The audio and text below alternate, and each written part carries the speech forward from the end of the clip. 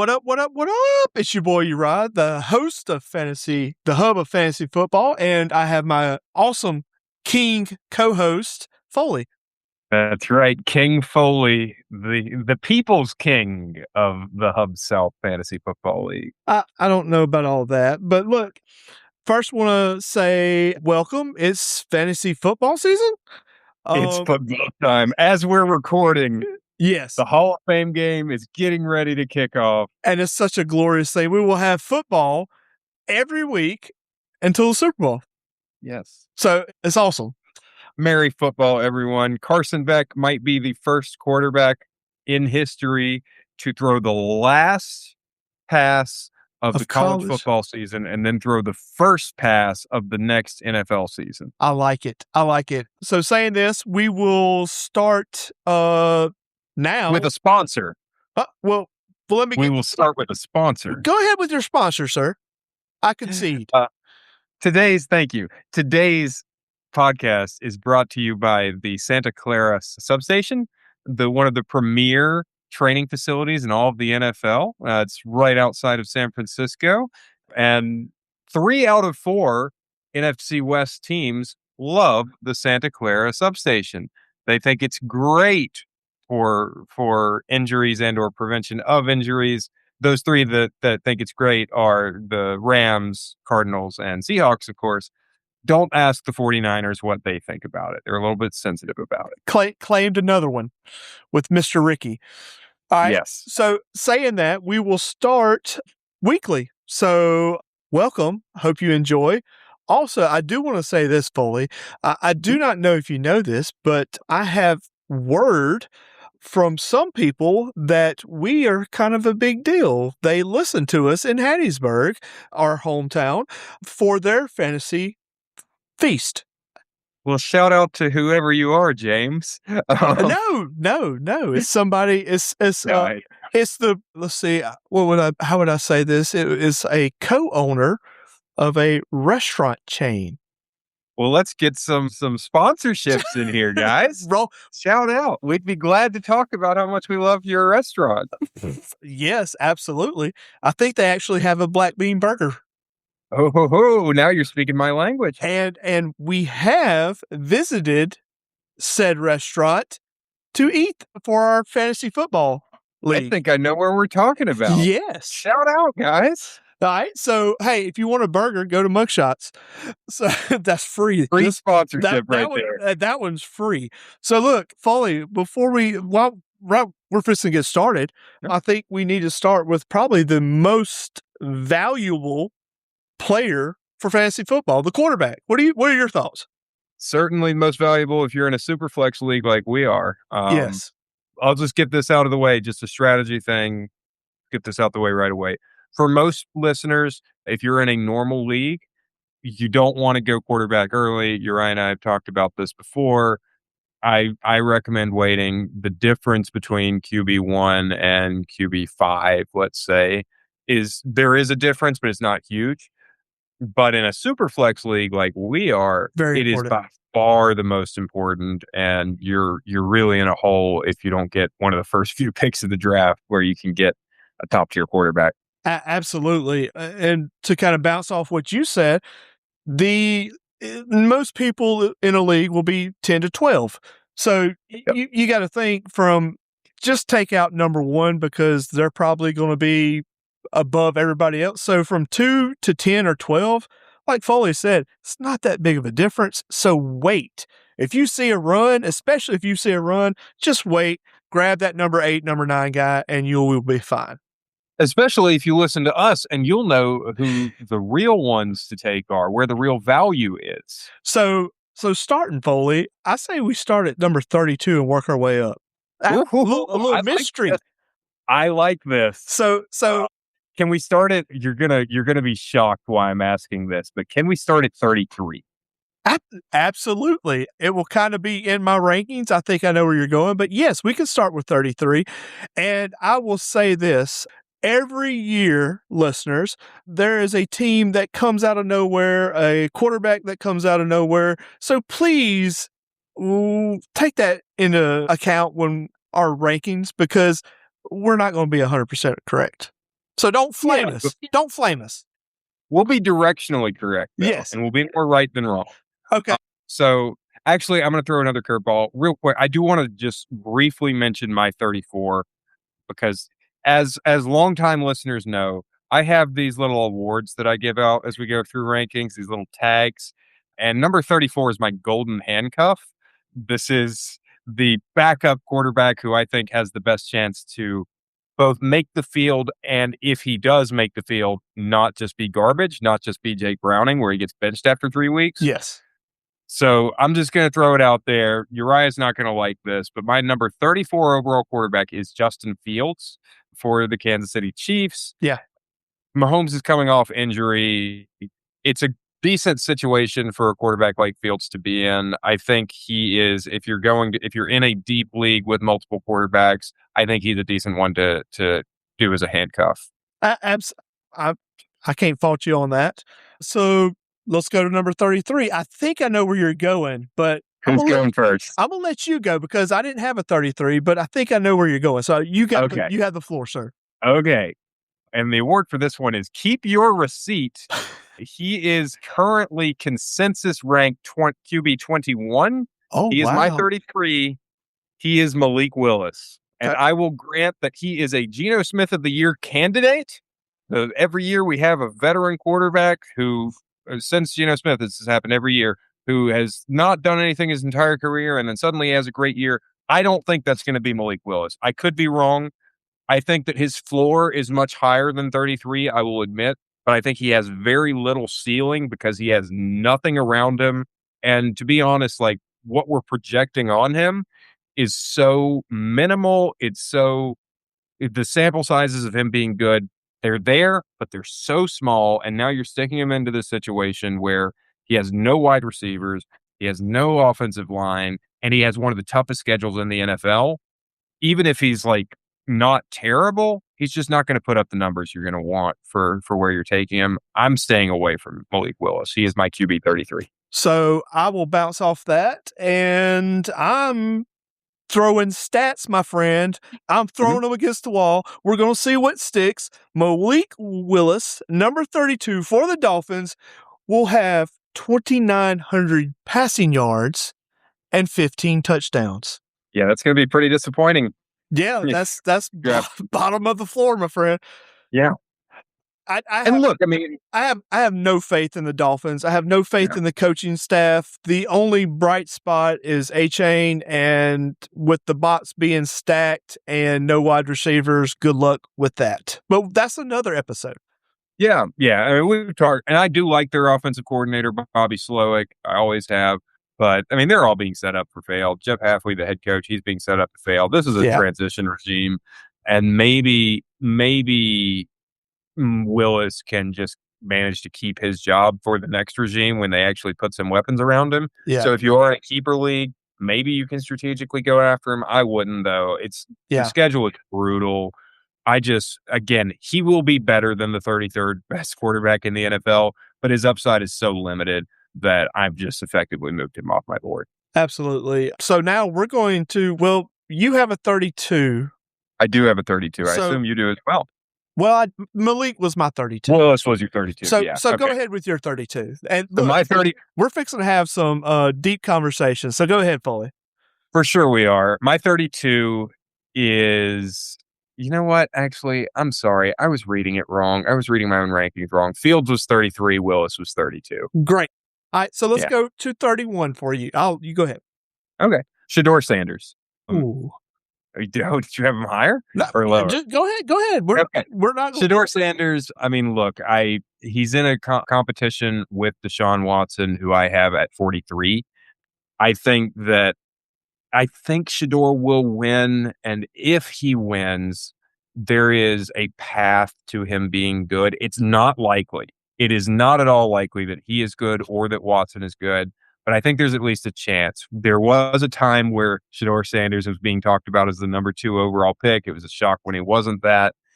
There is some talent there to his game. So that's why I have him over Willis, is that even though Willis will probably be better than him, if Shador comes good, there's a much higher ceiling with him than with Willis. He's got all these great weapons around him now. The offensive line has improved. It's not a terrible situation. The question is just how terrible quarterback is Sanders. I'm higher than that, but we'll get Okay. to we will get to that. I will say I have watched some practices. He's looking good. I haven't seen a whole lot about Deshaun. I do think he will beat Deshaun. In my ranking, it's kind of Shador Deshaun combo is where I went with. Yeah. Yeah, That's kind of like I'm sorry, just to say real quick, that's kind of like last year when we were talking about Daniel Jones and Anthony Richardson this time a year ago, where I was saying, like, you know what? If I just knew for sure that Daniel Jones would be the quarterback, different story. I'll move him way up the ranking. And then sure enough, that did happen, and I did move him way up the ranking. So I have two teams that's kind of like that. It's kind of like a stack. Yeah, I'm sure I know the other one. My 31 will be Mr. Bryce Young. Ooh. I have him with 3,000 yards and 20 touchdowns. Here's the thing with the Panthers. I'm a big statistics guy. Mm-hmm. Since their inception, they have never went back-to-back playoff games. Mm-hmm. Ted, of course, is great. The running back situation, I don't know. Of course, we've heard glowing reviews about Mr. Brooks. Yeah. 2 seasons gone. It's hard for me to go with that right now. I mean, I had to see more. I don't have a whole lot of faith in the Panthers this year at the quarterback position. What like you said, there is a ceiling, but this is where I'm coming from. Yeah, it's just which Bryce Young do you get? We've seen some pretty good from Bryce Young, and we have seen some like worst in the NFL from Bryce Young. Absolutely. So, okay. Do you want me to say where I have him, or wait until we get to him in my rankings? We can wait. Okay. Yeah. So I'll go with 30 now. My 30th ranked quarterback. Sorry, Evan, Mr. Tyler Shuck. I also have him with 3,000 yards and 21 touchdowns. Wow. We supposedly have a great offensive genius, Olave. We have Mr. Tyson, crazy trains rolling. I don't know. It's hard for me to trust the Saints. Just flat out from being around here. I know it's just hard. Uriah and I might be traumatized from the years. Yes. I hear you, though. I hear you. I don't agree. Yeah, but I hear you. Look, I figured there will be a lot of disagreements on things. So, I'm sure it's coming. So who do you have at 30? So at 30, I'm actually surprised that I'm lower on this guy than you are. Fernando Mendoza is QB 30 for me. That's actually above consensus. He is consensus QB 31.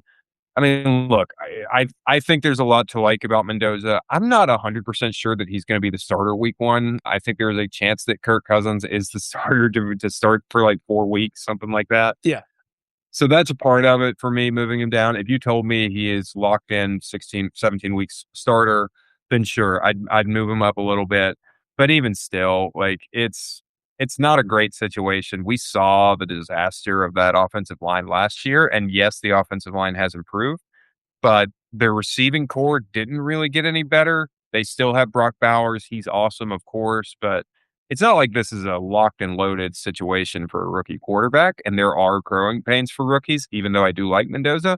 So yeah, I'm just not eager to draft him. So he is QB 30 for me. Yeah, I totally see where you're coming from, and I will bounce right off of that, and I will go into 29.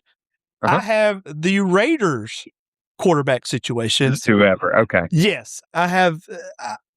I really think it's probably going to be. I don't even know the Raiders bye. I figure worst case. They'll probably change at the bye. That's what I'm thinking. I have on total 3,200 yards and 22 touchdowns. And look, I could be totally wrong. Kirk Cousins could come out there and just blow the world up. I don't think it will happen.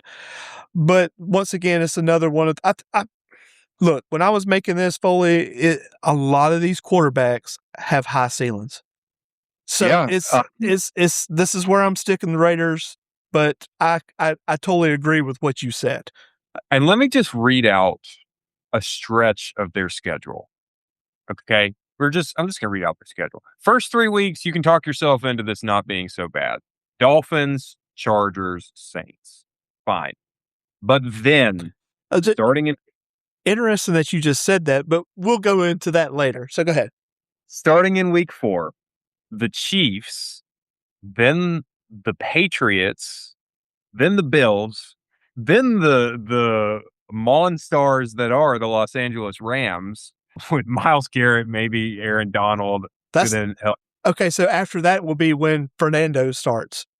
That might be. Yeah, it might be that like after that. But then, okay, you got the Jets. That could be easy enough. But then 49ers with Bosa in them.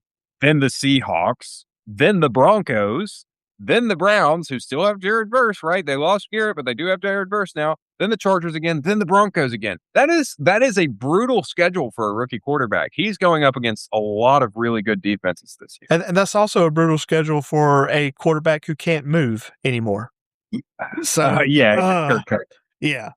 So let's go 29. Who did you have for 29? I have the early bird special, the senior citizen discount, Aaron Rodgers. Shout out early bird. R.I.P. early bird. Yeah. Yes, Aaron Rodgers is QB 29. What is there to say? He is ancient. Wow, we are so far apart. I love this. Really? Yes. Go you ahead. Think Mike McCarthy's going to reinvent 42-year-old Aaron Rodgers? Turn him into. You go ahead. Okay.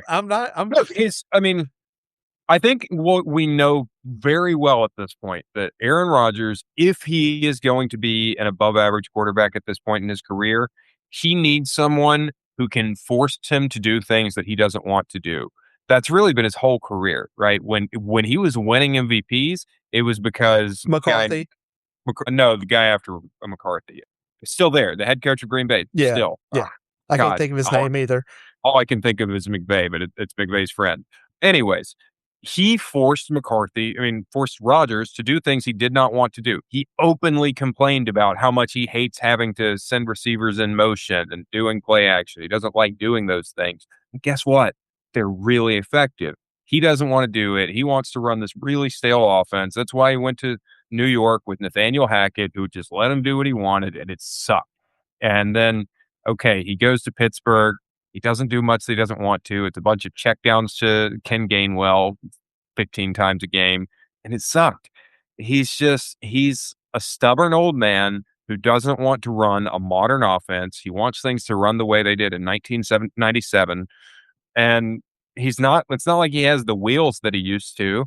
He's not mobile.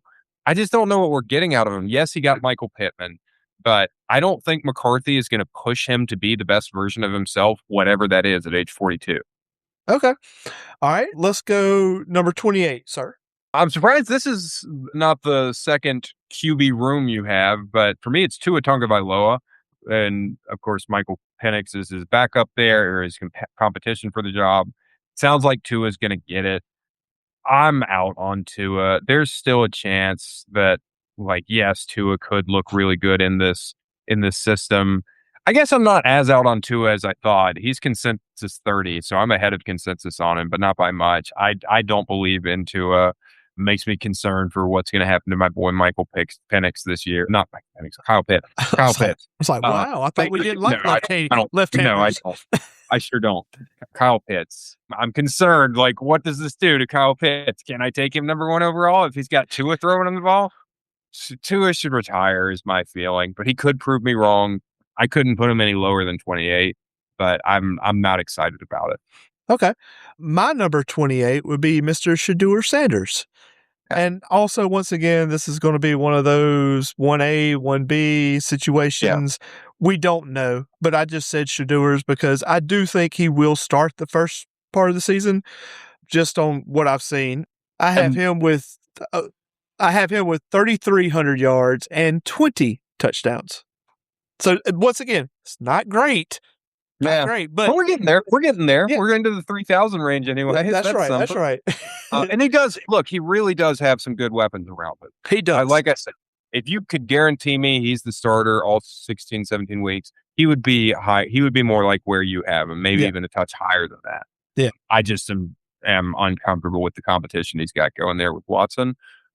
And guys, just for our listeners who might be like, oh, when are we going to get to the good quarterbacks? When we're just all this boring, everyone's just agreeing that these guys basically suck. I will just let everyone know we are a few picks away from me getting into some really spicy takes of people are going to be shocked at how low I have some of these guys. And you're going to be shocked at how high I have some of these guys. Okay. So let's go with number 27. This one's probably not a big shock, though. Jacoby Brissett, who, ding, ding, look, ding. I love Jacoby. Ding, ding, ding. That who you have 27 at 12. So I'll let you go first then. What's your take on? Oh, it's the same thing. I got Jacoby Brissett, 3,200 yards and 21 touchdowns. Yeah. Dumpster fire. Yeah. I don't know. I mean, I mean, it's just a bad situation. It really is. You have former first round picks. You have. They're supposed to be great. They never panned out. Is it because of the coaching situation? We don't know. Once again, it could be one of these things where he is number 27 or he could be number 15. He has weapons. He does. Trey McBride and Michael Wilson. I'm kind of out on Marvin Harrison Jr. I think that dude's just. I get it. I mean, I hate it for the kid. Like he clearly is like mentally struggling. But he's a bust at this point. There's no other way to say it. Yeah. So that's part of the calculus. A couple things on Jacoby. First of all, again, the Cardinals have such a brutal schedule. Yes. Theirs is just about as bad as the Dolphins' schedule. I think their line is better than the Dolphins, but only marginally. They do have better weapons for sure. That's why he's not as low as Malik Willis is for me. But also, Jacoby did very, very well last year because that coach was letting him air it out. He was throwing the ball 40 times a game. I don't see that happening here. They're going to run the more. Yeah. And so Jacoby's just not going to have the same opportunities to just rack up these gaudy numbers. When he's going against, I'm just going to read out the schedule very, very fast. Chargers, Seahawks, 49ers, Giants, Lions, Rams, Broncos, Cowboys, Seahawks, Rams, Chiefs, Commanders, Eagles, Jets, Saints, Raiders, 49ers. I mean they're going to play the Rams twice. That alone. They could be like 0-5, 0-6 starting. It's really it's not a good situation. I'm like you. I believe running, dumping it off to Trey, Wilson on curls, outs. Yeah. That's I mean, nickel and diamond. That's what I'm looking for. Yeah. Yeah. So nothing to get excited about there. We go to 26. Hit it, man. And this is like Malik Willis. He is a candidate for Geno Smith of the Year. He's not my favorite to win it, but he is a candidate for the Geno Smith of the Year award. It is Geno Smith. Ding, ding, ding. We're back on track. We are. We're aligned right now, which kind of makes for a boring podcast if we agree so much. That'll change soon. Don't worry, absolutely. Guys. We're getting there. We're getting to the differences. But all I was going to say. Well, go ahead. I think there is a world where Geno Smith can be pretty good. Yeah, I can easily talk myself into. We saw 3 good to very good years in Seattle, right? Yeah. Under different systems, he looked good to very good. And then he went to Vegas, and it was like he was before he ever got to Seattle. It was awful. It was so bad that it's hard to just blame it on Geno, right? Yeah. It felt like he's a better quarterback than this at this point in his career. Did he really fall off that hard, or was it just the bad coaching and bad offensive line and all that stuff? And if that's even possible, then you put him in New York where he's got a potentially good coach. He's got a lot of weapons, right? He's got Garrett Wilson. He's got the kid from Indiana, Omar Cooper. He's got the Kenyon Sadiq. So, like, he's got weapons to throw to and a good running back. I'm never going to be high on the Jets. Don't get me wrong, and the defense doesn't look that bad. No, it doesn't. So, I think there's room for it. So, I mean, consensus has him 28. I have him 26. and he could surprise some people, or it could be that last year is just what he is now. That's why I don't have him higher, but he could really have a comeback and So be Geno Smith of the year again. yes, so I got Geno with 3,200 yards and 21 touchdowns. I, honestly, I feel like Geno and Jacoby are in the same situation. It's Yeah. kind of a bleak one, but that's where it's at. Yeah, I agree with you. I think they belong right next to each other. Yes, let's bounce up to 25. This will shock you, my friend. Well, I know we're going to be different here. But I'm sorry. Go ahead. Well, this is going to shock you. I have Mr. Brock Purdy coming in at 25. Oh, man, I was not prepared for that. Yeah, got you. I'm saying 3,500 yards, 25 TDs, 200 on the ground, and three TDs on the ground rushing. Is that because of the station? I'm it's got a lot to do with it, which, like, his receivers, yeah. Mr. McCaffrey is going to get half of all that. So yeah, I just don't have a whole lot of confidence. I like him. I do like Purdy.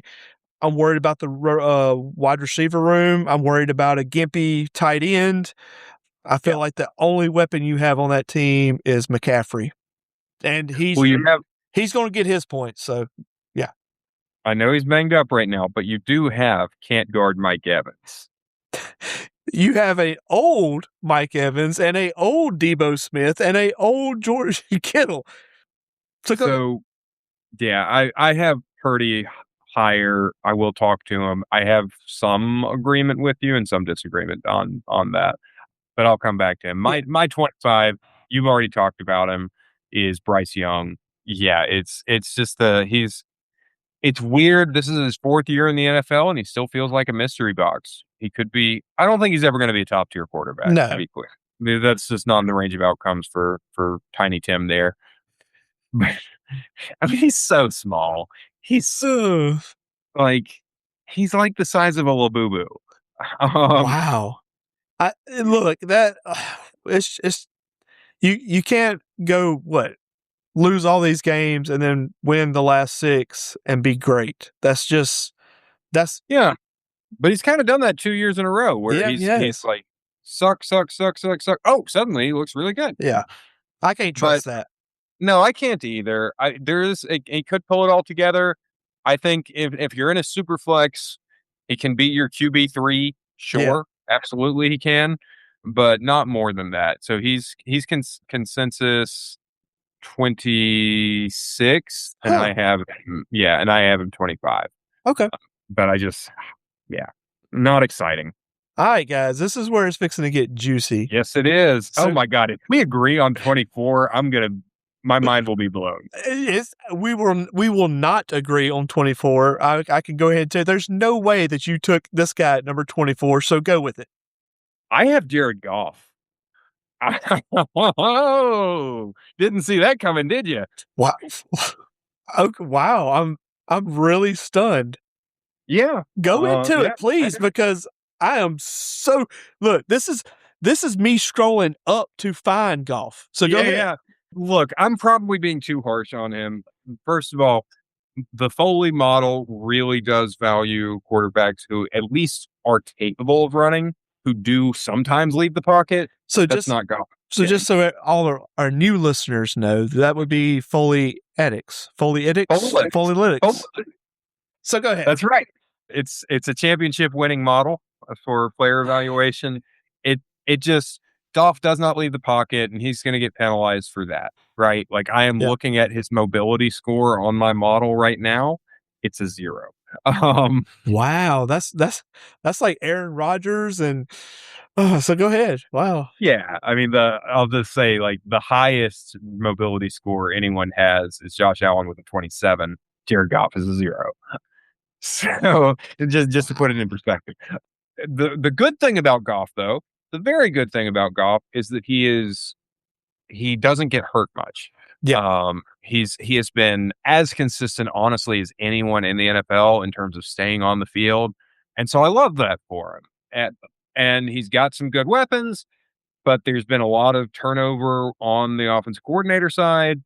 and I'm not sure that who they have in there now is going to work. There is a chance actually where it's great because it's the guy who was Jacoby's coordinator last year who had him airing it out. So maybe they're just going to have Goff throwing it 40 times a game. But giving the money that that they're about to put up to Jahmyr Gibbs, They I don't see actually happening. they just did it. So They did it, yeah. yeah. I had to pause. I couldn't remember. Did he get the contract or not? So I don't think that this is going to be a situation where Goff gets to throw 40 times a game like Jacoby did last year. And what that leaves is you've got some question marks on offensive line still. And I'm a Lions fan, just so everyone knows. So that's also part of it. I'm just down on people that I like, on teams that I like always. I'm pessimistic about the teams that I like. But it's I don't think these are quite the same Lions from 2 years ago.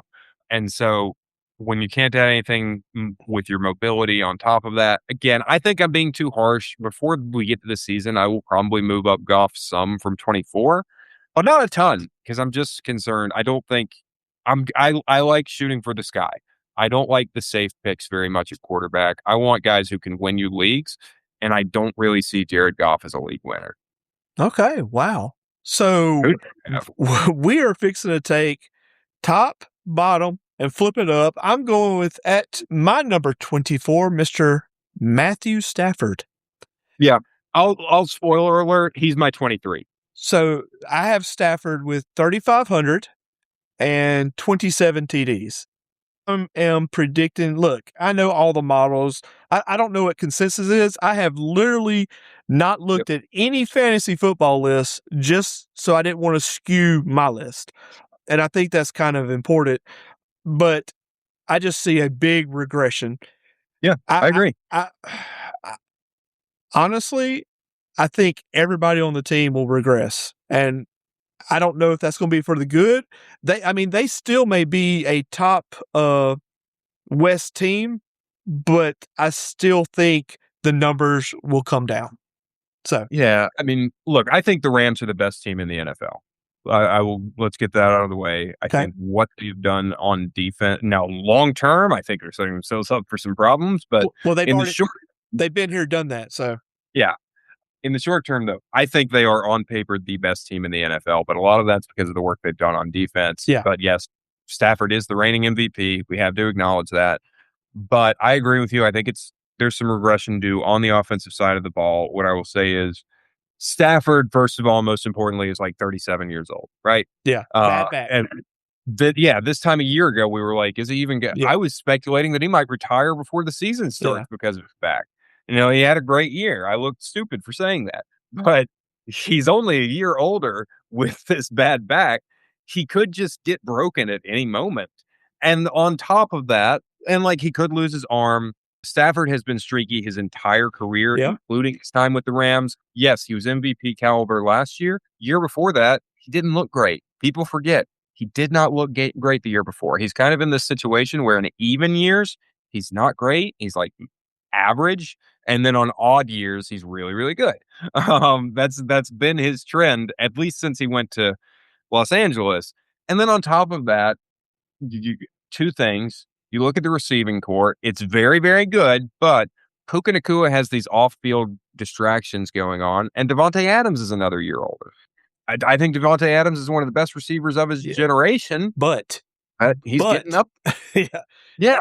There's buts on all of these. And then also the whole running back, they have two great running backs. Mm-hmm. And this will go to another episode, but the running back situation, I would predict that both running backs will almost have identical things. Like, they'll both have 800. They'll both have 10 touchdowns. That's what I see. That's how it was down the stretch last year. Yeah. Yeah. But piggybacking on the running back thing, like the other thing that I think works against Stafford this year, and I'm a Stafford fan, right? I love Matthew Stafford, but the other thing working against him is because they have built the Avengers on defense, right? Where they have Myles Garrett and they got Trent McDuffie, and maybe they're going to bring in Aaron Donald, bring him back, right? Like it's this defense is insane. But that also means that Stafford just won't have to do as much. The offense won't be asked to do as much. They're not going to be getting into shootouts if they have the best defense in the NFL. Yeah, think Trent Dilfer with the Ravens. Yeah. Now, of course, he's better than Trent Dilfer. I'm just saying, it's when you're not asked for that much, you run the rock and you dink and dunk and you win the game. Yeah. So, I mean, Stafford is consensus 15. I have him 23. Goff is consensus 26. Consensus 16. I have them 24. I have them right next to each other, but just way lower than on consensus. All right. So since you've already kind of went in with Stafford, is it okay if I just tell you my 23rd? Please. My 23rd will be Mr. Tua Tagovailoa. I have him with 3,400 yards and 25 TDs. Where I'm coming with this is, one, he has Bijan. Let's just be honest. Mm-hmm. Two, he has Drake London, Mr. Kyle Pitts.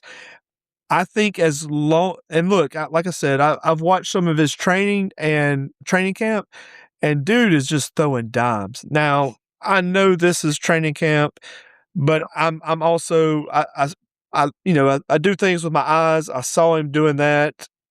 Once again, he could be 15, he could be 32, but I do like him this year with the Falcons as long as he has the reins. Yeah. I am afraid there will be a short leash on him. Yeah, I think there will. And that's going to be the issue. But once again, I would also say Tua Tag / Penix in that situation. That was when you said you had another like QB room, I wasn't thinking Raiders. I was thinking Falcons. Yeah. Yeah. I don't know, man. I think it's a little wild to have Tua ahead of Brock Purdy. Hey, and you know, I'm not a Brock Purdy fan. I know, man, but I'm taking my shot this year. Okay. I mean, hey, I respect it. Look, it's not like we're talking about these guys as top half quarterbacks. Half of quarterbacks. We're still in the 20s here. Dude, like from like 18 and down, it's like this could be a big jumble, and I'm so excited to get to 20. I know we've still got a couple more spots, but I'm just so excited to get to 20. All right, so I said 23. You did 23. Go with 22. All right, 22 is the reigning Super Bowl champion, Sam Darnold. Oh, wow. Who is like, I feel like we might all be sleeping on Sam Darnold a little bit. I'll admit it. Well, consensus has him 23, and I've got him at 22. The highest I've seen him ranked most places is 20. Wow. I'm crazy then. Yeah, you might be crazy. Nuts, so you might be a little bit. So my thing with Darnold is, as people know, I've always been skeptical of him. I've always waited for him to turn back into a pumpkin. Last year impressed me. No way around it.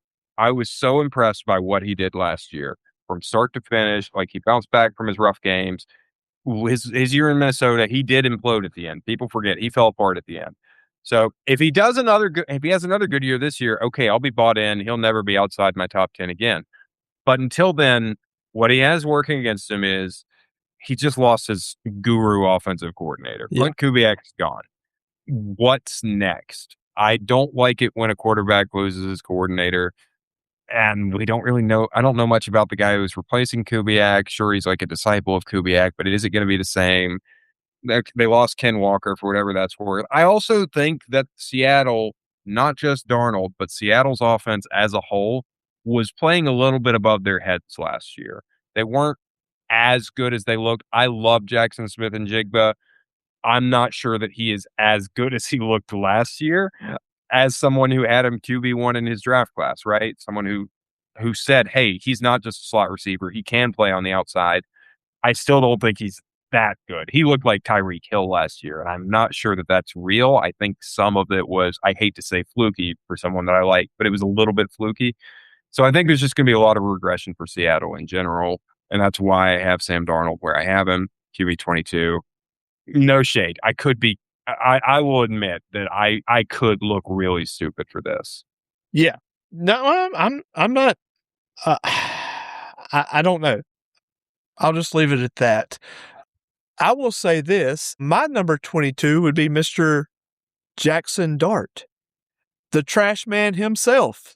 I don't blame you. Yeah, I'm calling him out. But saying that, I have 3,700 yards, 21 TDs, 350 rushing yards, and 5 rushing TDs.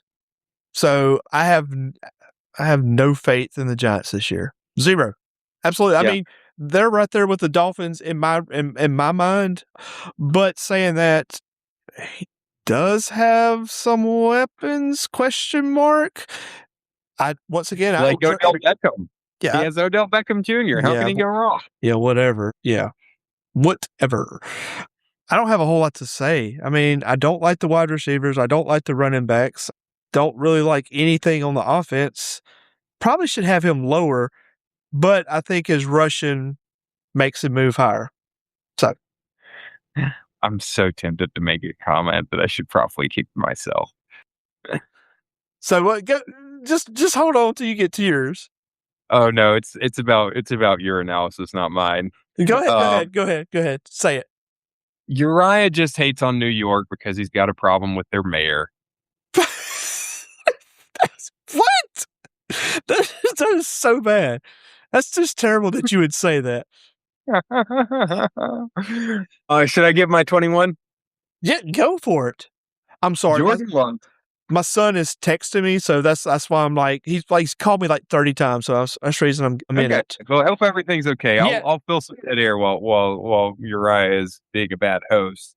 Jordan Love is my QB 21. He's consensus 19. I feel like I'm going to end up moving Love down a little bit more, mostly because of his offensive line. It was not great last year. He obviously got hurt last year, got hurt the year before as well. So he's building up a little bit of an injury history behind a bad offensive line that is getting worse. I think their offensive line will be worse this year than it was last year. That's the main reason. I think Love is a pretty talented quarterback, but I'm just skeptical that he's going to be able to escape pressure a ton. I think he's just going to take a ton of sacks and potentially get hurt again because of how many sacks he's taking. Not to mention, we don't love Romeo Doubs, but that's one fewer weapon in this room of he doesn't have a wide receiver 1. He has a bunch of wide receiver 2s. Well, now he has one fewer wide receiver 2 than he has for the last couple of years. And what number was that for you? That was 21. So once again, ding, ding, ding. I'm sorry. Okay. Yes, I'm right there with you, man. Jordan Love, I got 3,600 yards, 26 TDs. Who's catching the ball there? We don't know. Is Mr. Jacobs, is he playing? Is he not playing? Is he in the jail? Not in the jail. We don't know. Tucker Kraft, is his bionic knee working? We don't know. Once again, he could be way up there. He could be way lower. Yeah. So, I mean, I totally agree with your assessment also. So, all right. Well, guess what? We're not going to agree on 20. I just can't imagine we agree. We might go. I'm so excited. Look, I'm so shocked. What we 3 or 4 that we've agreed on? Yeah, there've been 3 or 4 that we've agreed on. Something like that. Yeah, I was not expecting that. So go ahead. There's no way, because let me just say, the QB that I have at 20, consensus has him as QB 4. I am issuing a consumer recall. Wow, I feel like I need like one of those siren buttons over here that I can press. Go ahead. There is a whatever bacteria outbreak. Consumer recall has been issued. He's lettuce. On Joe Burrow. What? Wow. Waiting for this explanation. Are you expecting him to get in a car crash or something? I'm expecting him to get injured again. I think he has the body of a car crash victim. But this is the odd year, so he plays in the odd years. It's the even. It's every other year. It's just like Dak Prescott. Every other year he gets hurt. But go ahead. He gets hurt every year, and I'm out. Like, look, he has a great supporting cast. He has the best receiving duo in the NFL. Absolutely. When he's on the field, he's gonna be in shootouts, and he's gonna be awesome. I am just, it's another one of those. I don't think he's literally the 21st worst quarterback in the NFL. I think he is better than that, but it is me moving him off of my board because I cannot deal with the injury risk that comes with him. I try not to be someone who knocks people for past injuries because it's not always a predictor, but in his case, it's just happened so many times, I'm out. Okay, I have a really good question, and this is like, no shade, no nothing. you're in the draft. You're in our super draft. Yeah. 4th round. Joe Burrow's still there. You're not taking him? No. Look, this is me pulling the flag, calling BS. I don't believe it. I don't believe it, Foley. There's no way. There's no way you're passing on Joe in a low round. Like, I mean, to our league mates. I mean, look, if there are 19 other quarterbacks who have been taken, the correct 19 have been taken, then yes, I will take Joe Burrow at that point. Please, everybody in the chat, in our chat, just call it BS. Tell him he's wrong. I will say, like, I'm not doing this yet. There is the highest I can bring him up to would be 12. Okay. I will not bring him higher than QB 12 because I'm just the injuries have stacked up too much. I have zero faith that he can play a full season. Okay.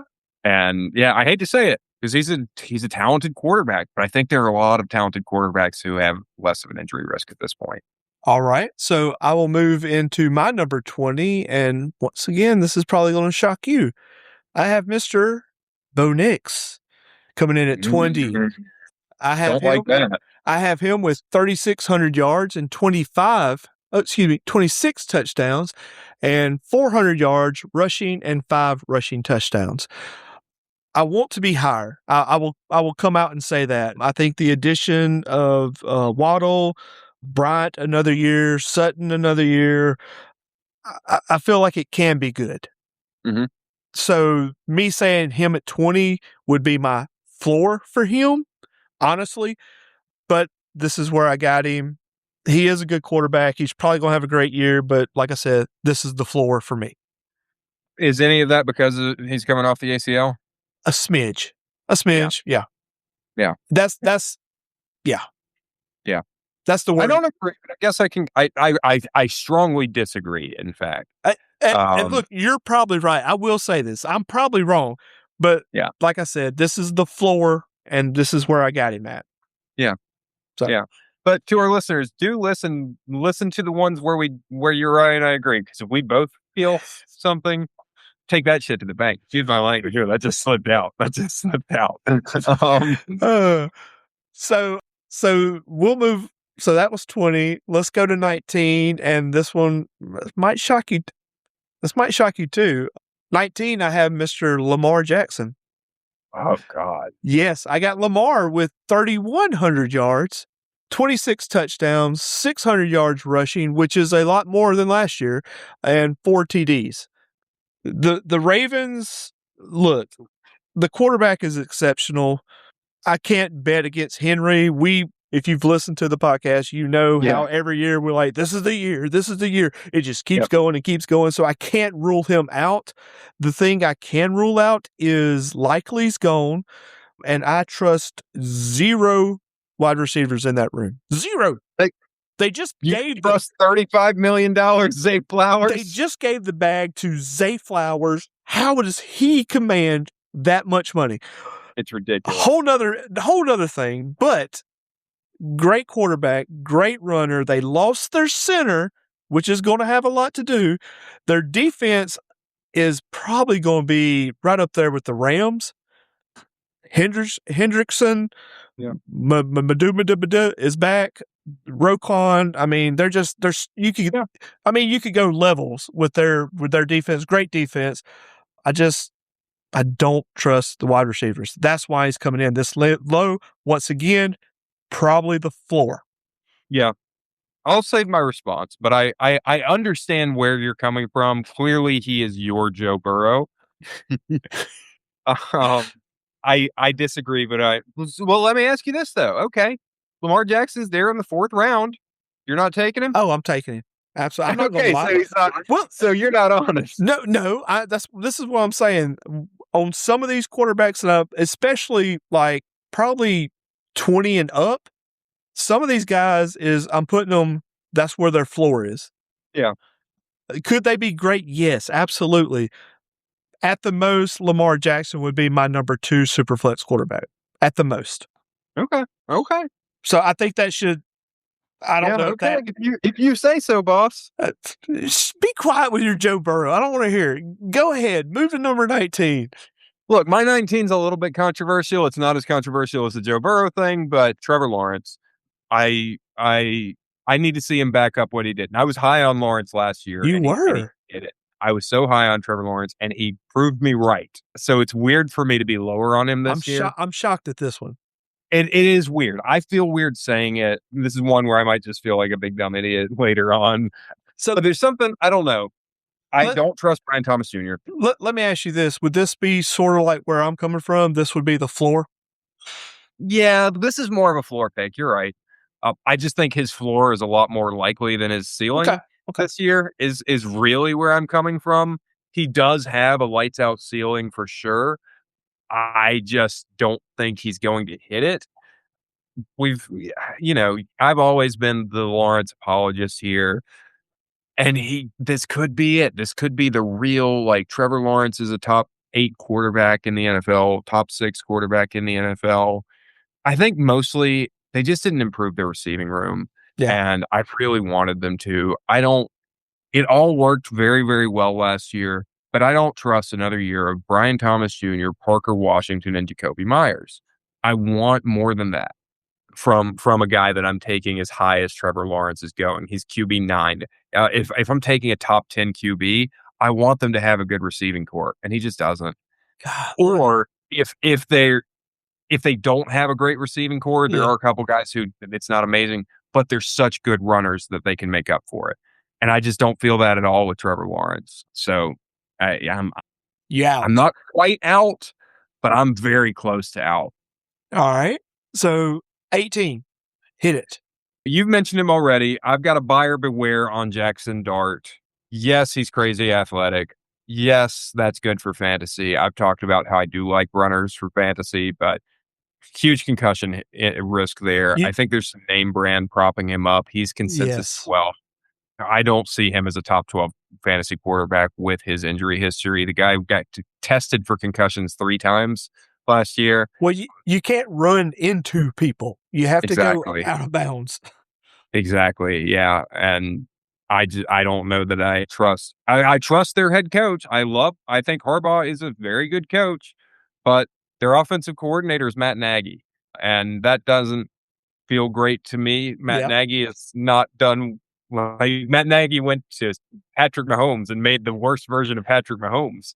Yeah. So it's hard for me to buy into that being a good offensive coordinator.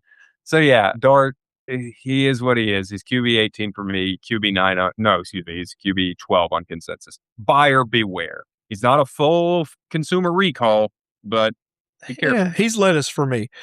I will go, and I'm surprised I haven't had any pushback.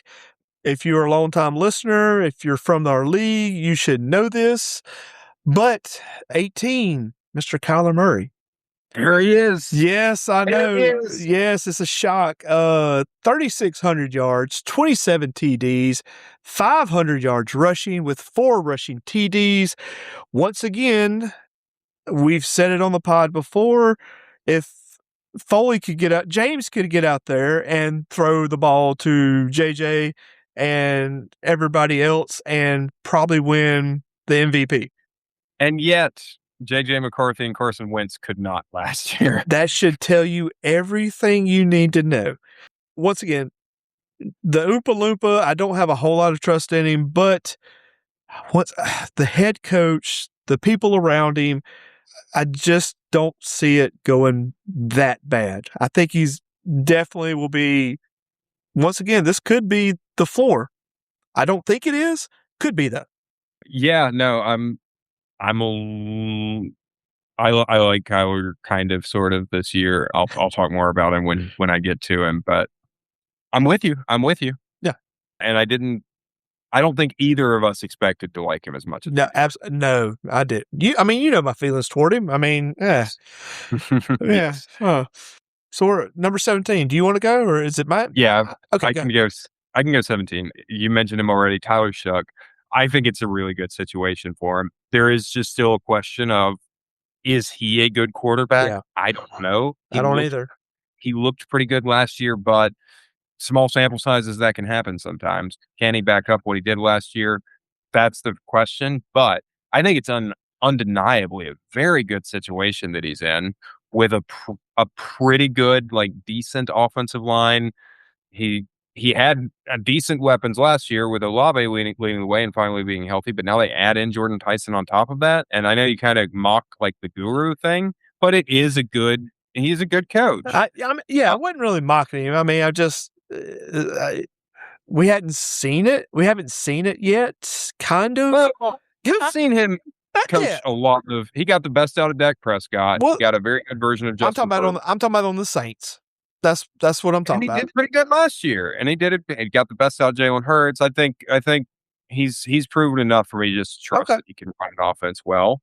So I mean, we're getting pretty much right smack dab middle here, but yeah, Tyler Shuck is QB 17 for me. I think mystery box, a little bit of a mystery box in terms of what he is, but he's got all the environment to work with that you would want him to have. Okay, my number 17. And I hope I'm wrong, Mr. Jaden Daniels. I have him with 3,300 yards, 25 TDs, 500 yards rushing, and 5 TDs. The added Diggs, McLaurin's supposed to be better. The running back situation, I don't really know if I'm crazy about Bill. Tight end situation, the defense, but he is just so daggum good. So, I hope he does better. But I feel like this is a good landing spot for him. Yeah, I'll just say now, I'll get more into him in a little bit. I am higher on Jaden Daniels than you are, but I don't feel good about it. And where you have him, I would feel better about. And there's a degree to which, like, I only have him as high as I do because I wanted to leave some room for me to be wrong. And like a consensus has him. There's a certain point where you just can't drop him any further without being insane. What's consensus? Consensus has him 5. Wow. So I don't have him that high, obviously, but I couldn't bring him as far down as I wanted. Yeah. Okay. Even though I did that to Joe Burrow, to be fair. Okay. Let's go to 16, and this one will probably shock you, Mr. Drake May. Oh. 3,500 yards and 30 TDs. Yeah, I know, right? Yeah. I'm sorry I had to say it once again. Love Drake May. Love him. I'm just a little worried. I'm worried about regression. I'm worried about the wide receiver. Do I think they will rise to the occasion? Yes, but I can't bank my season on a what if. So that would be my problem with them is the wide receiver room and the ongoing saga with running back situation. Yeah. I think this is a good moment to pause here. I was going to say this at the top, but we're going from the bottom up. So I want to just say I feel this way. I don't know if you feel this way. There is a bigger drop between QB1 and everyone else than I can remember in a long time. Like QB1 is very much interior of his own, and we'll talk about him later. I'm sure I hope we have the same one, but there's just like QB2 through the rest. Yeah, there are question marks. Yeah, more so than past years. Well, I mean, like I said, we'll get into it, but it's like you said, man. Like 2 to like 20 is just so like one team is going to blow up, and you can shuffle them. Yeah, and so. Yeah, that's the reason I'm not really like shocked on something. I was shocked about the you threw me off on that one, but I get it. Yeah.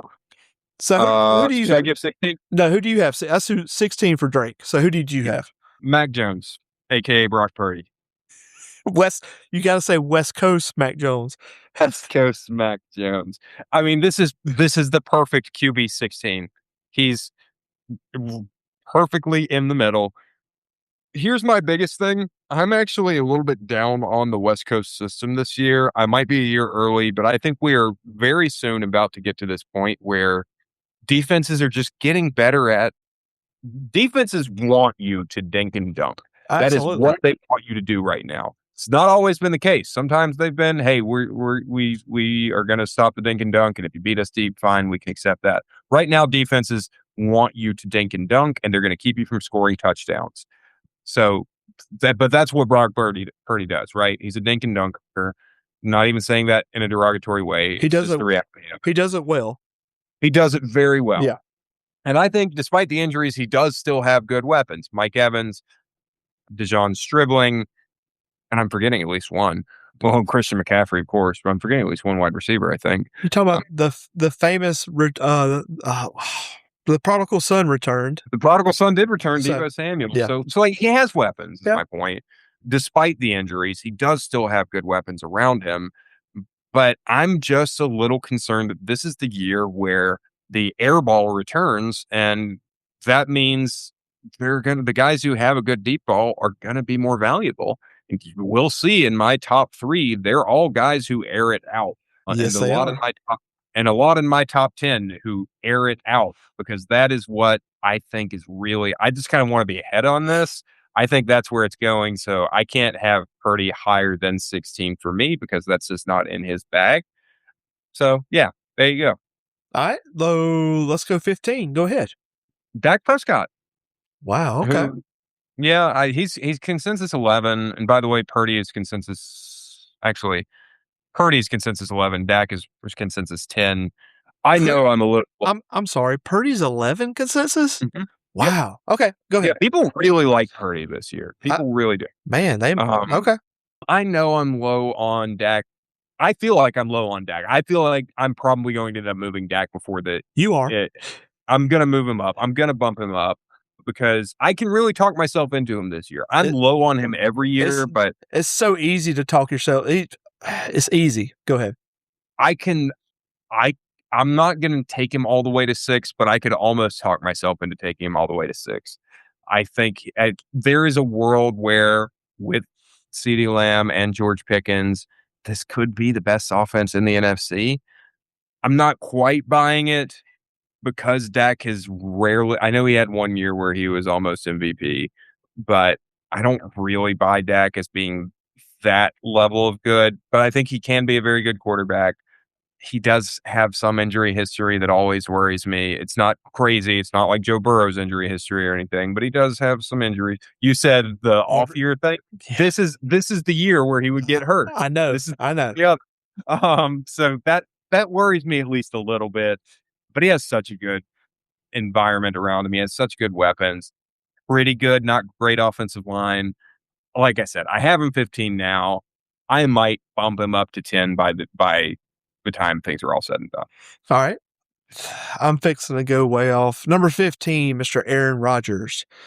God, that is insane that you have him this high. Yeah, hey, here we go. 3,700 yards and 27 TDs. Let me tell you something, my friend. The Steelers is the team to watch this year in the North.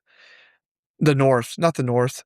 What is it? Yeah, the North. Okay. North. Yes. Pittman, go, go, go. DK, go, go, go. The running back, go, go, go. Tight end, go, go, go. Everybody's going. Mike McCarthy's there. They done hooked back up. Aaron Rodgers will have a stellar year this year. On his farewell tour? Period. Yes. On his farewell tour, he will go out in a blaze of glory.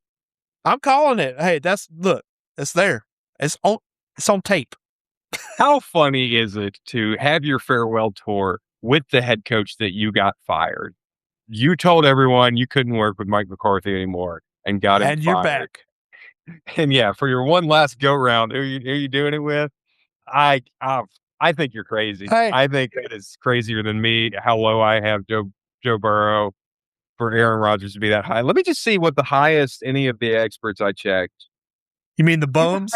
The bums? Yeah, the bums. The highest I think anyone has him ranked is like 25. Hey, no, 21. The highest anyone on the consensus board has him ranked is 21. Well, if you can get him at 25, take him. Take him. So he's 29 for me, but you do you. Please take him there. I will take him. Let's go number 14, Mr. Jalen Hurts.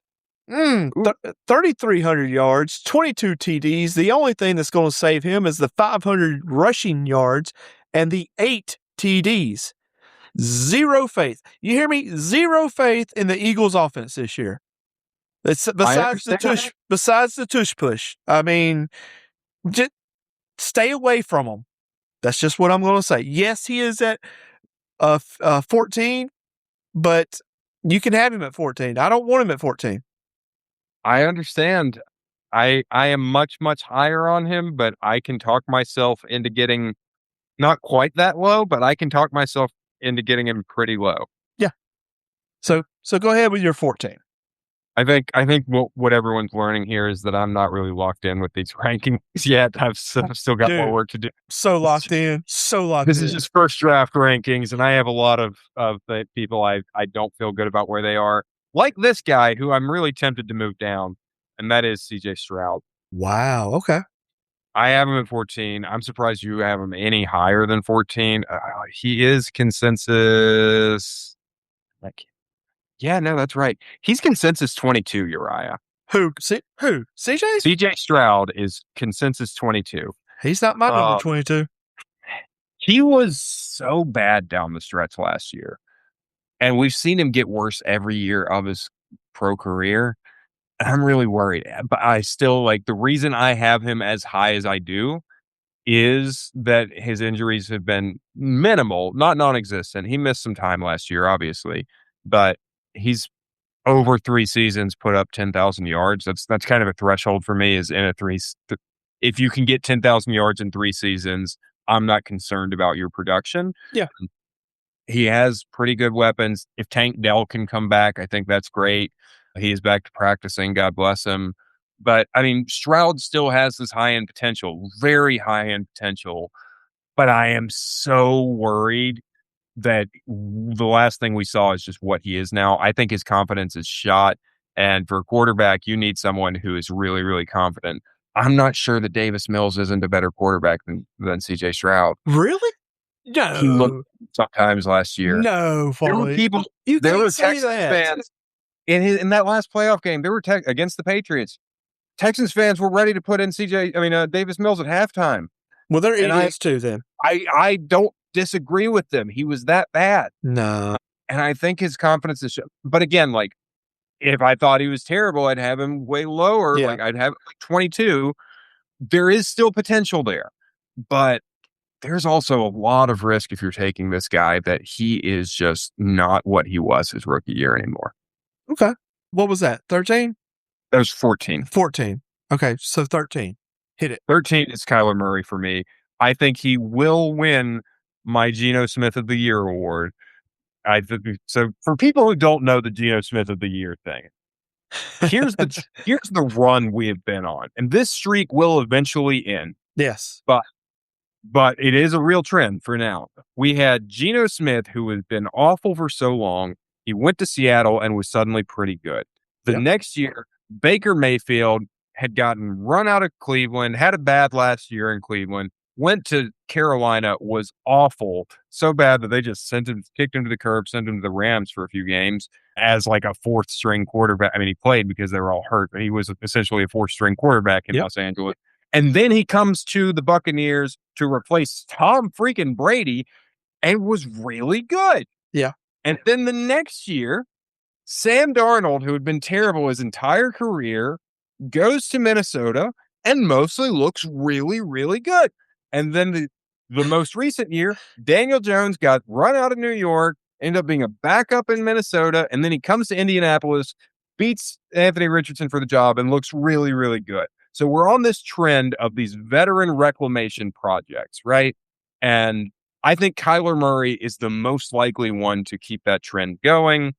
I feel like I might move Kyler down a little bit before the end of the year, or before the end of the preseason, because I said on this podcast during the offseason, I am out on Kyler Murray. Yeah. I can't do it with him anymore. He's too inconsistent. He can't get on the same page with his receivers. I'm done with him. But then he goes into this, everything you said earlier, right? This great system with these great receivers. It's hard not to buy in. I think about when Josh Dobbs was there and what Josh Dobbs looked like in this offense. It's so tempting. And so I have him QB 13. Consensus has him QB 17. I'm probably going to keep him right where I am. 13 feels right for him. High risk, high reward. Yeah. That's what you've got with Kyler. Absolutely. I feel like in saying that, if you take Kyler at there or where you take me, have a backup, have a very, and I wouldn't say like, have a safe backup. Have a Brock Purdy. Yes, that sounds great. Now, look, you haven't hit there, and I'm so proud to hear that you haven't because I thought I would be the person planting this flag. My number 13 would be this year's Cinderella team, the Tennessee Titans, and Mr. Cam Ward. I've got him even higher. I love it. I got Cam with 3,800 and 22 TDs, and I'm going to go ahead and tell you this. That's probably low. I am super high on the Titans this year, my friend. I can't believe I agree with you. Look, I can't believe when I did these rankings, I was like, my God, how? I don't even like this kid. Me either. I am so far out on the Titans. Look, last year we both agreed he was just, no, don't draft him. But look, let me just throw this at you. I can't remember. I think he had like 3,200 yards last year or something like that. So basically 3,200 yards. They got rid of the tight end, subtract 700 yards because that's where it came from. This is my mind thinking. So if y'all want to know how crazy I think. So you take the 700, well, they add Wayne Dale. He's going to get 700. You add the guy from Ohio State, that's a 1,000-yard receiver, my friend. So right now we're at 4,200 yards. The touchdowns may not come, and that may be his downfall, but dadgum, he's going to get the yards. I don't ever want to hear you make fun of Polylytics again with the math you just spouted off. Yeah, dude, it's so, look, my mind, way I think is so crazy, but hey, I got there. You got there, and I'm proud. I'm glad I'm not on an island. I'm really relieved to not be on an island. I thought you would have him so much later, but I do think, look, I think the Tennessee Titans will be that team that nobody sees coming out. I really do. Yeah. Uriah and I were texting earlier this week, and I said, there are some guys I'm shocked at how high I have. And he was like, me too. And I wondered if we had the same guy that high because we both hated him last year. And we hadn't said it yet. And I was just like, oh my gosh, I can't believe he's still there. Yeah, it's wild. It's wild. So what was that for you? That was 13. 13. That was 13. So I will go to 12. You've already said him, Mr. Sam Darnold, 3,700 yards, 28 TDs. I understand where you're coming from. I really do. And I'm not going I wouldn't fight you for it. I get it. Yeah. But JSN, I like their weapons. I like them.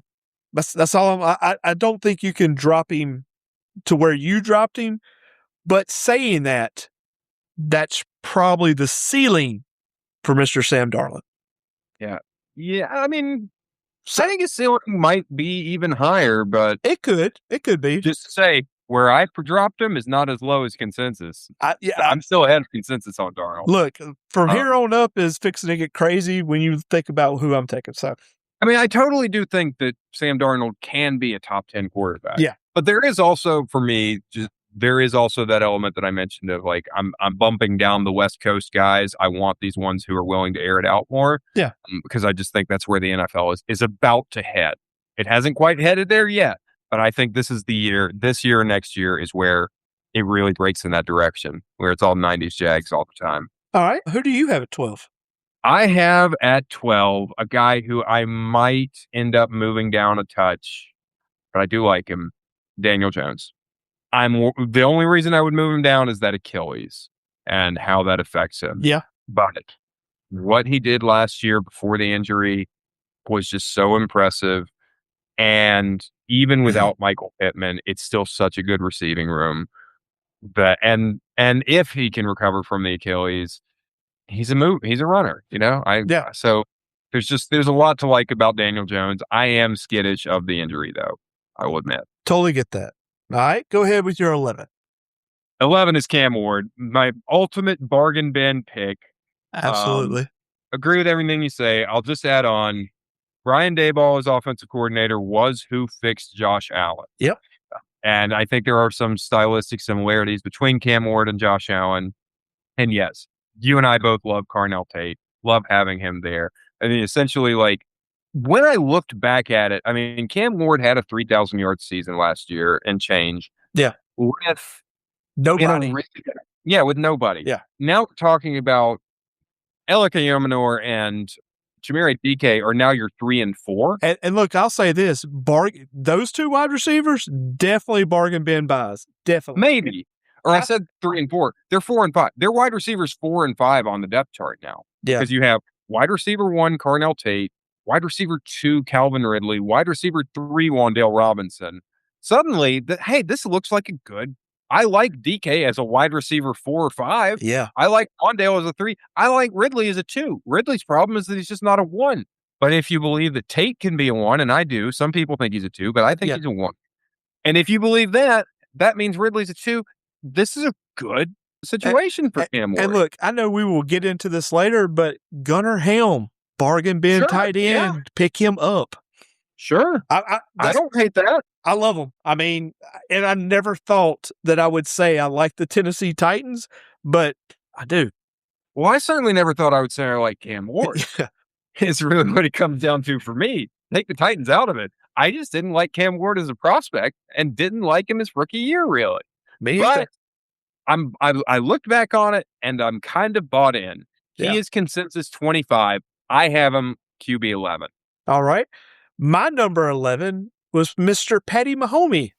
Okay. 3,700 yards, 26 TDs, and I got him with 300 yards rushing and 4 rushing TDs with that gimpy knee. Once again, this could be way high, like you said earlier. Justin Fields could be there. But yeah, that's my only concern, really. And I've never liked the wide receiver room there. Yeah. But besides last year, he's always produced. Yeah. So I agree. That's more he's there. Once again, kind of think this is his ceiling. I could be way wrong, but this is where I'm coming from. Well, obviously I haven't talked about him yet, so. Yes. So that will go into number 10, Mr. CJ Stroud. CJ Stroud, top 10 quarterback. 3,700 yards, 25 TDs. Listen, the Texans will be a playoff team, and they will go further than 2 games. Planting the flag there. If they do, it's the defense, probably. I agree. But, I mean, dude, they have a squad. Once again, now we're getting into squads. Montgomery, my boy Woody. I mean, the wide receivers, you can just go down a list of that. And if Tank Dell returns to what he was, wow, you got a squad. So, once again, all of these years, I know you take it into account. I usually don't about the injuries. Freak things could happen. I get that. So, I try not to put that in there, but I understand what you're saying.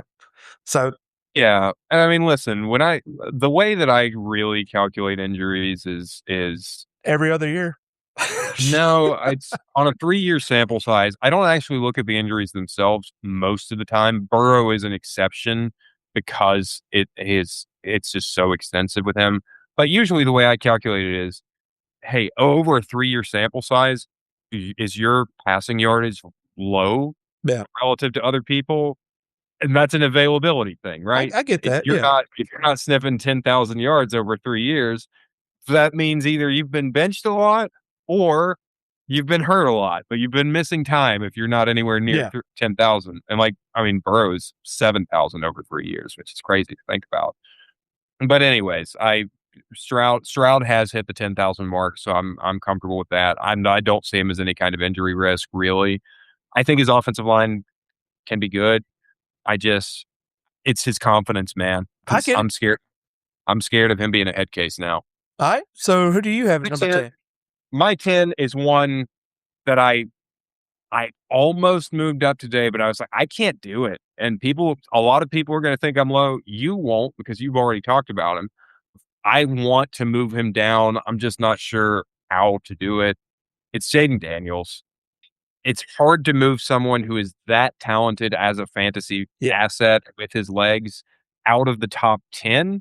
But he's another one. He's like Joe Burrow to me almost, where his injury is stacking up so much that I don't really trust him anymore. And I will probably end up moving him down more just to be sure. Like, there's no way I'm drafting this guy because I don't want him because he's too much of an injury risk for me. I get that. I really do. All right. So who you got 9? You talked about him a while ago. I forget where you had him. For me, it's a steal, not a deal. He is consensus 13. He is my QB 9. He is Bo Nix. Bo Picks. Get it, man. I understand. I believe, but inconsistent though he is. Yeah. Enigmatic, dare I say, though he is. I mean, look, this is kind of like the Cam Ward thing where you're bumping all the receivers down one, and like Iomanor is now your 4. Yeah. That looks pretty good. You add in Jalen Waddle to this offense, and suddenly, okay, Cortland Sutton's your 2, Troy Franklin's your 3, Marvin Mims is your 4. Okay, I'm on board with this now. Like, that's a really good situation. And so, and Nix has been good, right? I mean, he's averaging over 3,000 yards a season and a lot of touchdowns on top of that. I think he's due for a 4,000 yard season. I think the Broncos have the best roster in the AFC from top to bottom. If I have any concern, it's just that they're going to get leads because of their defense and not need to be in a shootout. Yeah. But I don't think their run game is set up that way. Yeah. I think they will always be a pass-happy team. And so that bodes well for Bo Nix. I think he is QB 9. I can't really bring him any higher than that. He is someone that's I'm drafting him at his ceiling at 9. Yeah. But I'm comfortable doing that. Yeah. I totally get that. Sean Payton, he's liable to get in his funk and do some weird stuff. So inconsistency, Sean Payton, who knows if he's bombing it, if he's not, if he's running. So I get it. The suspense is killing me with some of these people that I know. In one case that neither of us have named, and in one case that you haven't named. So I guess 2 that you haven't named. This is getting crazy. I know. Let's go number 9 for me will be Mr. Daniel Jones. That's the one I was looking for. 3,900 yards and 29 TDs. And of course, all this is dependent on is his Achilles as well as they say that it is. Yeah. And that's where I'm coming from. I'm coming from that. I don't like Alec Pierce. I feel like he's just a down the field guy, but whatever. You like Tyler Warren, though. Look, pick that guy up. Yeah. He had what was it, 100-something targets, and that was with Michael Pittman? It was crazy. So, he's going to be this year's, Trey McBride, but with touchdowns or whatever. But anyway, I feel like I'm almost too high on Daniel Jones, but So I think you're too high. Yeah, I do. Like, the problem with the Achilles thing is we're not going to know until we see him week 1. And I admit that, and I may be totally wrong. It may be the whole situation with Kirk Cousins and his first couple of games, but I'm saying they say it's great, so I'm just going with what they're saying. Now this one, number 8. Personally, I feel like I have him too low. Mr. Caleb Williams. You have him too low. 3,400 yards, 25 TDs, 700 yards rushing, 4 TDs. Man, I can get on board with this Bears team. I really can. I feel like I'm holding my reins back with it. Yeah. So what's his consensus? His consensus is 8. Okay, so I'm there. Okay. You're there. With all the other morons. I do think I should be higher on him, but I will talk more about Caleb later. But one thing I'll just say about the Bears in general, great fantasy playoff schedule with the caveat that they could have some bad weather games and that kind of thing. Okay. But their matchups for fantasy playoffs, very, very juicy. Should be shootouts on paper. Okay. So who do you have at 8?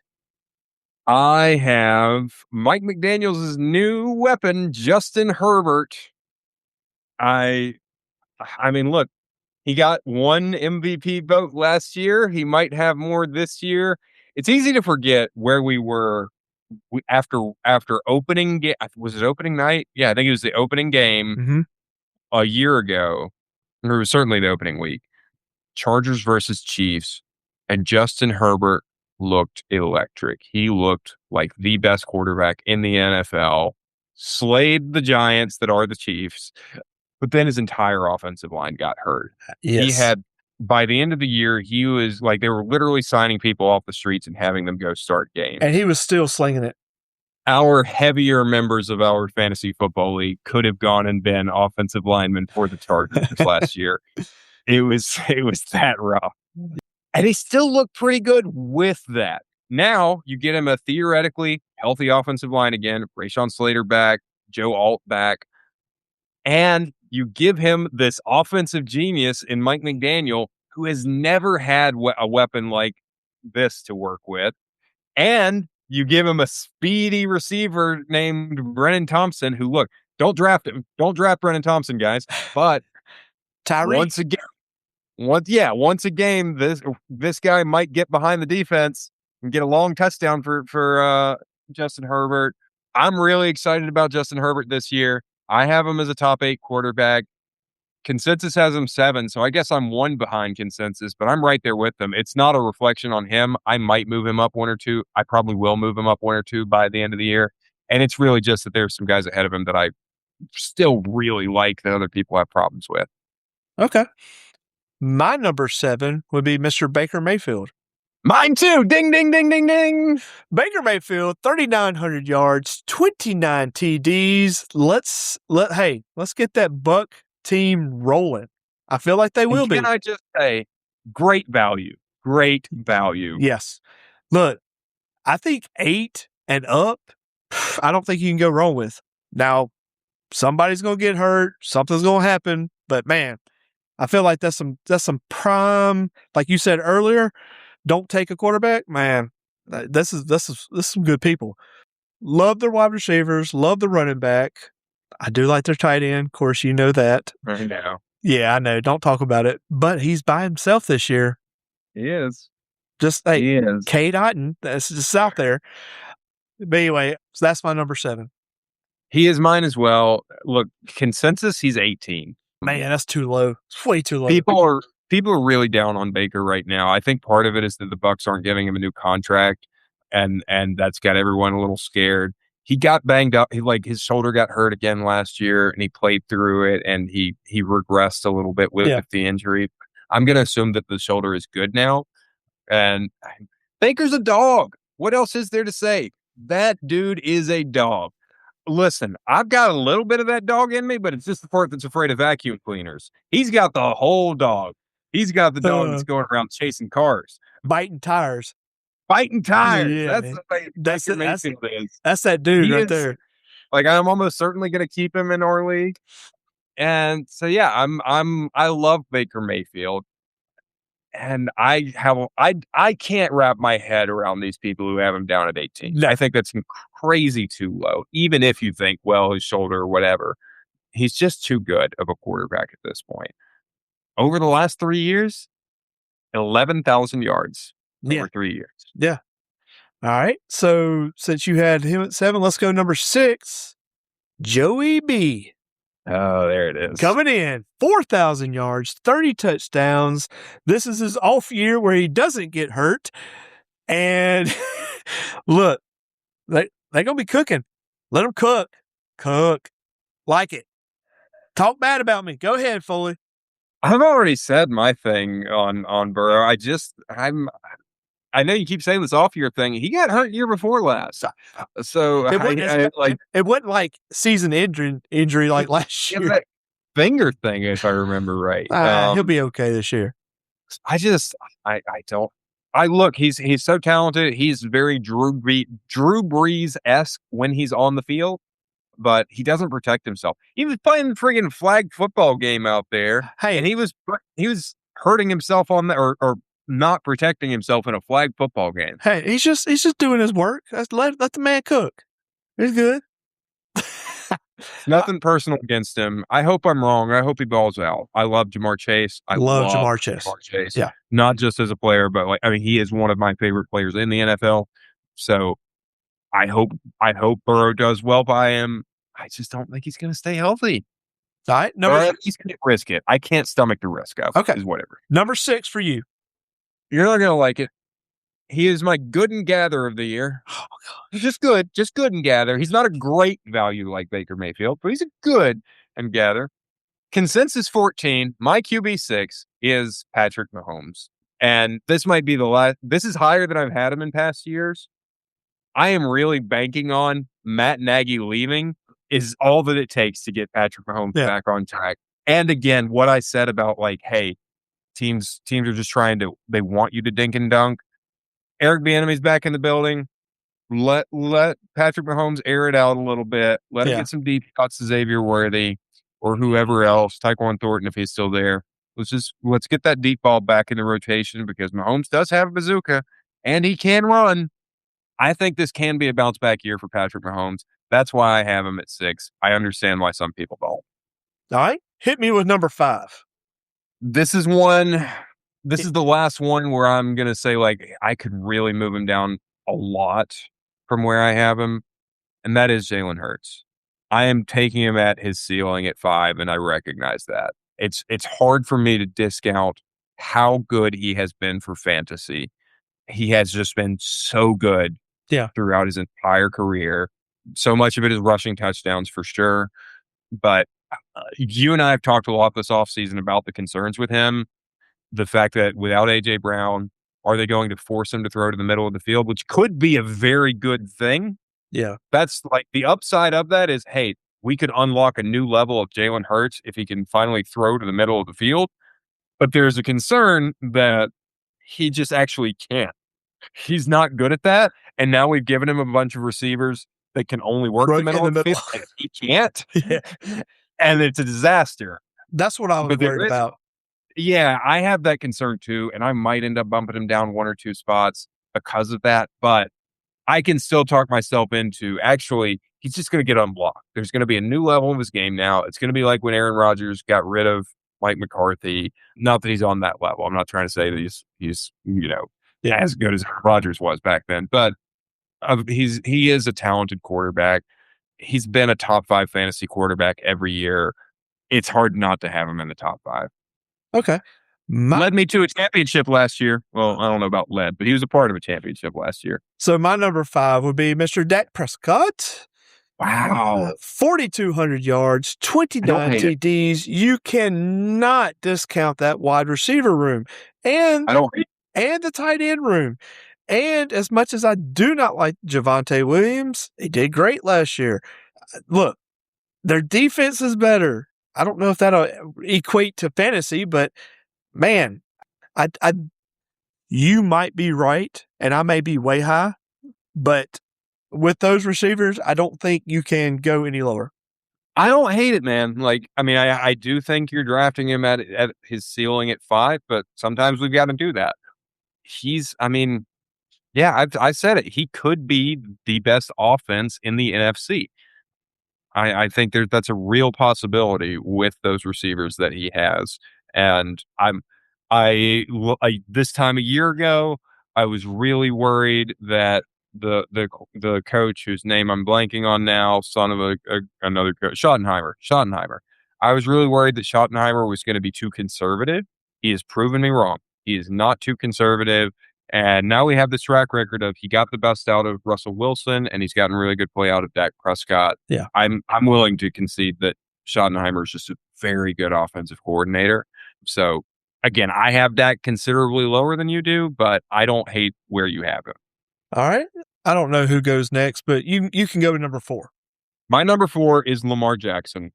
And I want to acknowledge some people will call Foley a hypocrite because I have Burrow so low because of his injury history, and yet I have Lamar Jackson at 4. Lamar's injuries have not kept him out for nearly as long as Joe Burrow's have. Joe Burrow over the last, again, I like to use passing yards as sort of a measurement for how much time have you missed. Joe Burrow has thrown for 7,000 yards over the last 3 seasons. Lamar Jackson has thrown for 9,000 yards over the last 3 seasons, while running a lot more than Joe Burrow does. So even though Lamar does still have some injury concerns for me, he's just so darn good. He's so electric. He is one of the best quarterbacks in the NFL year in, year out. So I think he has to still be a top 5 quarterback, and I'd rather have him than Hurts. So he's 4. Yeah, he's awesome. And I totally hear you about the bad receivers. I've been frustrated with Lamar about that with the Ravens for Lamar's entire career. Yeah. I've always wanted him to have better weapons, but he's done it without them for so long. At this point, I'm willing to shrug and say, hey, Lamar can make it work with these guys. He's just that good. Okay, I get that. My number 4, Mr. Jared Goff, 4,300. Holy cow! 4,300 yards, 28 TDs. The man has thrown for 4,000 yards. What, 3 or 4 years in a row? This now I understand this could be the year it stops, but man, it's just he's on that train. He's rolling. Jamar, you can't discount that. Tisla, St. Brown, Laporta, all the. I mean, look, yeah, I can't get past that. I mean, will they be a great team? No. Will they be a great fantasy team? I think they will be, but I understand where you're coming from. I mean, listen, I'm gonna, like I said, I have Goff at 24. I will move him up. My model is holding him down because of his lack of legs, but I will move him up from 24, but I will not move him up that high. My encouragement to readers is to split the difference between where Uriah has him, readers, you listeners, where Uriah has him and where I have him right now, to split the difference. I will say, in Goff's credit, you kind of touched on this, but I was thinking about this earlier today.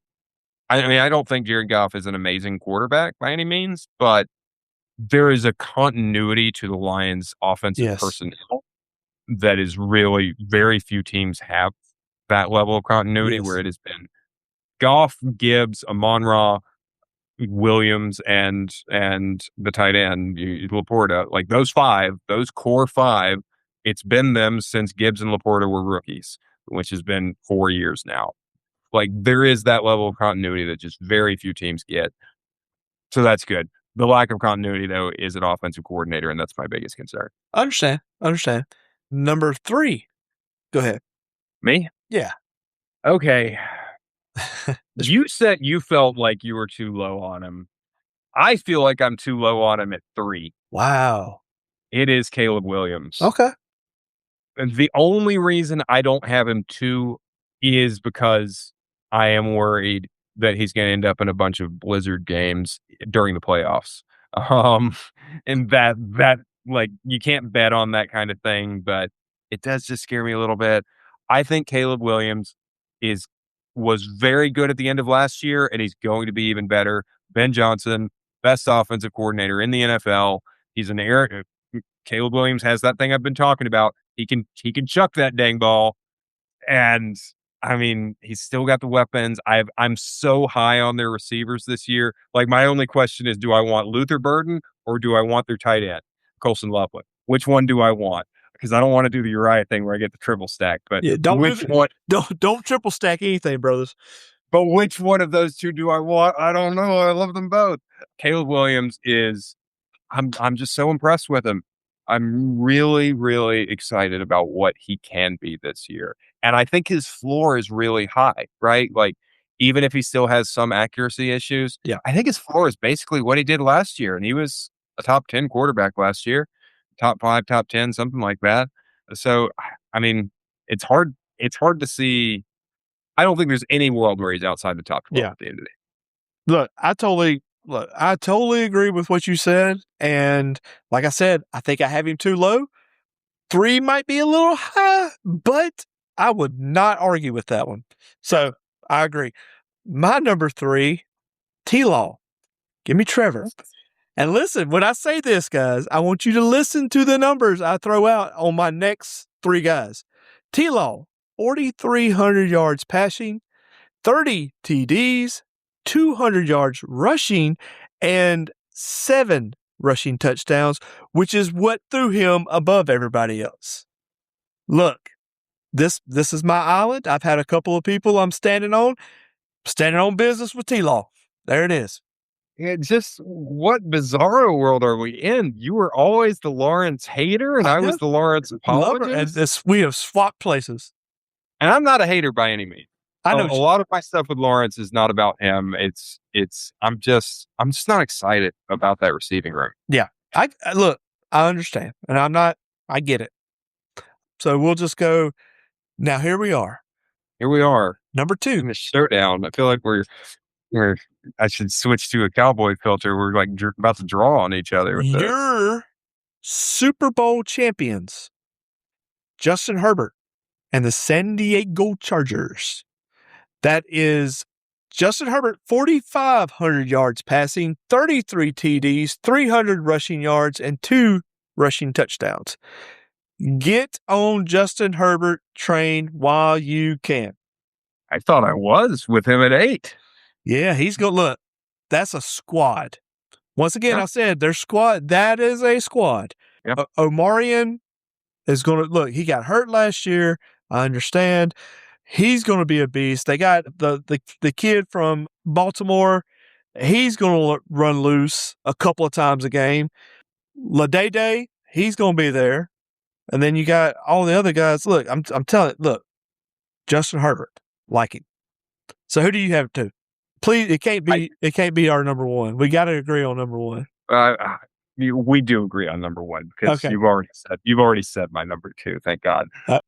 And before I just say the name, I want to repeat what I said earlier of like, I have these huge question marks about number 2 on. Like, yeah, we all love QB1. QB2 through 32. There's at least one question mark. It's Drake May for me.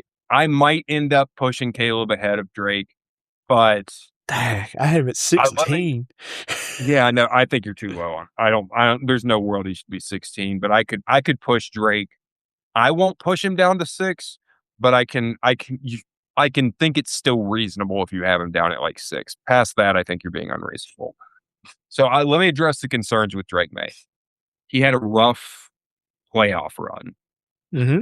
He looked bad in the playoffs. He was a passenger to a great defense on that playoff run. He was also against literally in his 4 games in the playoffs. They were the 4 best teams, 4 best defenses in the NFL. It was a murderer's row of defenses that he was facing with a busted up offensive line. And so I think that was the worst version of Drake May. I have no reason to think that's who he is as a quarterback. Yes, his schedule will get tougher than it was last year. He had a very easy schedule last year. Cush schedule. Absolutely. But it's not as easy as people think it was. It was like, overall, the Patriots had a very easy schedule, but it wasn't an easy schedule for quarterbacks necessarily. He had to face some pretty good pass defenses on that road. Not great necessarily, but he had some challenges that he passed with flying colors. And then on top of that, but let's just say his schedule will get tougher this year, because it will. But I think that's offset by the fact that you bring in A.J. Brown and they've upgraded their offensive line. And I think those two things working together offsets any concerns I have about his schedule being tougher this year. And he was probably arguably the second best quarterback in the NFL. I mean, I think he was the second best quarterback in the NFL last year. And so run that back, right? That's kind of why I have him where I do. He is consensus 3. Lamar is consensus 2, by the way. Wow. Yeah, because I mean he's Lamar Jackson. I understand. But that's just where I land with it, man. I think Drake May is very, very good. I'm a Patriots fan in addition to a Lions fan, so it's not like I can't imagine a world where this all falls apart. I kind of was worried about that last year with him. Yeah. And it still lingers. I hope Evan doesn't keep him. Let me just say, I'm the reigning champion, but I want to take my crown off right now because I have barely even been able to enjoy this championship because it eats me up every single day that I had this choice between keeping Brock Bowers and Drake May. I'm sorry. And I kept Bowers. I'm sorry. You said what? Who'd you keep? I thought I had this choice of keeping Brock Bowers for an 11th round pick or Drake May for a 12th round pick, and I went with Bowers. So, and I shouldn't have. Like, even if I did own Bowers, which I don't, it was still the wrong decision. So I should have done Drake. So, listeners and fellow league members, you heard it here first. There is now an asterisk by this year's championship again. So, 2 championships, 2 asterisks, carry on. There was no asterisk with the first one for sure. There with was. This one, James will back me up on this one. And he's never backed you up. Yes, he has. He's never been able to cite any evidence. It's just pitchforks when he backs you up. That's all he's brains. But yeah, no, it like, even just talking about it now, like, literally my stomach hurts thinking about the fact that I did not keep Drake May last year. I will never forgive myself for that, because it was the right move at the time, and I just overthought it because I'm a Patriots fan and I was worried. Anyways, we know who our number 1 is. Yes, I'll just throw it out there. Josh Allen, 4,100 yards, 30 touchdowns, and the reason he is ahead of Justin Herbert will be the 500 yards rushing and the 8 rushing touchdowns. Love the team, blah, blah, blah. Can't really say enough about them. The only thing that's going to stop them is Josh Allen and the janky wide receiver situation, besides DJ Moore. I can't even worry about the wide receiver situation anymore. It's like the Lamar thing. Like, Josh Allen's just done this so long. I don't care. Yeah. He's just going to do his thing. What weapons he has. He's Josh Allen. Yeah. I mean, real question. If Josh Allen retires today, does he go into the Hall of Fame? Is he a first ballot Hall of Famer?